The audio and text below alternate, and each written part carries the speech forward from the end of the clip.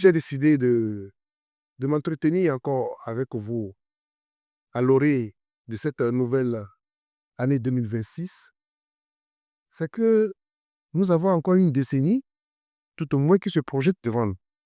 À quelques heures du double scrutin législatif et communal, Gabin Alayon a échangé avec la presse locale. Revenons sur les candidatures en lice dans le département des Collines. L'acteur politique plaide pour un renouvellement de la classe, invitant les anciens à céder place aux jeunes au nom d'une scène politique plus dynamique et tournée vers l'avenir. Je fais cette sortie parce que nous sommes quasiment au terme de 10 années du président Baptiste Talon.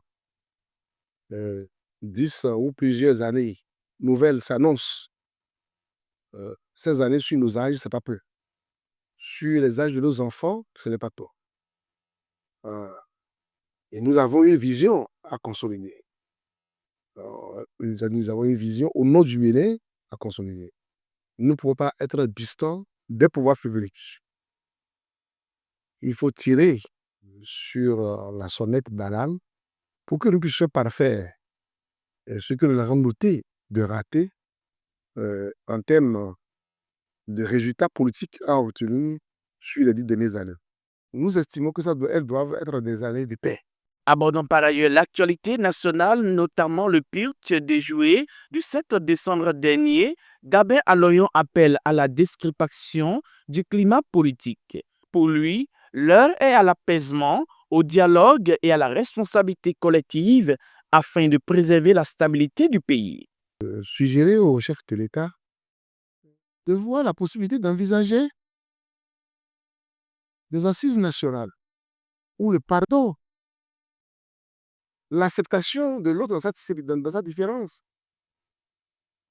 des discussions profondes permettront à notre pays de se relancer, tel de cohésion. Le 7 décembre 2025 nous donne le signal de malaise.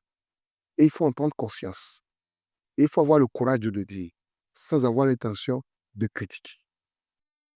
Le président Talon a fini. C'est 10 ans. Il faut qu'on l'aide à nous léguer un pays en bonne posture. Il a sollicité enfin les antennes et les colonnes des acteurs des médias pour la paix tout au long de la période électorale.